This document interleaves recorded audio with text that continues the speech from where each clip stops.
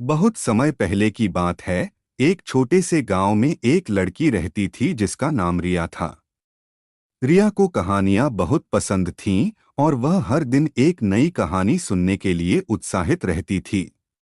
एक दिन रिया अपने दादी से सुन रही थी कि गांव के पास एक जादुई बगीचा है। वह बगीचा ऐसा था जहां हर पौधा और फूल जादुई शक्तियों से भरा था, लेकिन उस बगीचे का रास्ता कोई नहीं जानता था। रिया ने ठान लिया कि वह उस बगीचे को खोजेगी।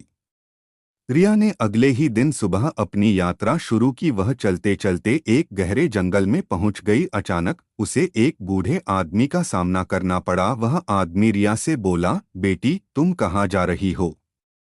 रिया ने अपनी कहानी सुनाई और जादुई बगीचे के बारे में बताया।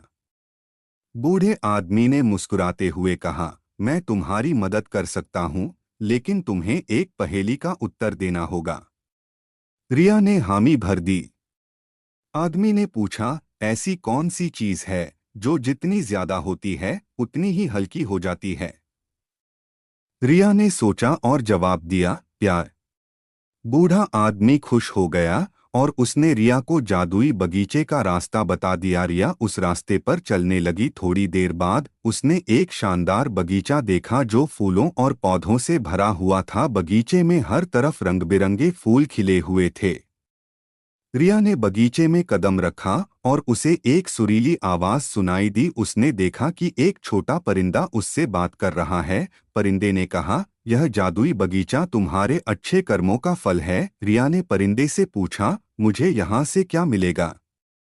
परिंदे ने कहा, यहाँ हर फूल और पौधा तुम्हें एक नया अनुभव देगा। प्रिया ने एक गुलाब के फूल को छुआ और अचानक वह हवा में उड़ने लगी। उसने महसूस किया कि वह आसमान में उड़ी जा रही है।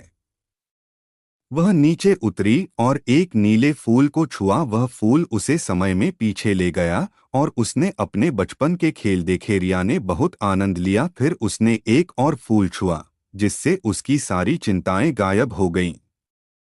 रिया ने बगीचे में बहुत समय बिताया और उसने महसूस किया कि उसकी सभी इच्छाएं पूरी हो रही हैं, लेकिन एक बात उसे खल रही थी। वह जानना चाहती थी कि इस बगीचे का रहस्य क्या है।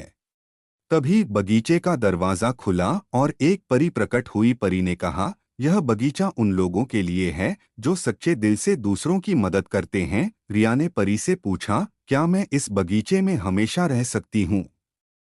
परी ने मुस्कुराते हुए कहा, तुम यहाँ तब तक रह सकती हो जब तक तुम्हारा दिल सच्चा और निश्चल रहेगा। रिया ने इस अद्भुत अनुभव को अपने दिल में बसा लिया और परी का धन्यवाद किया।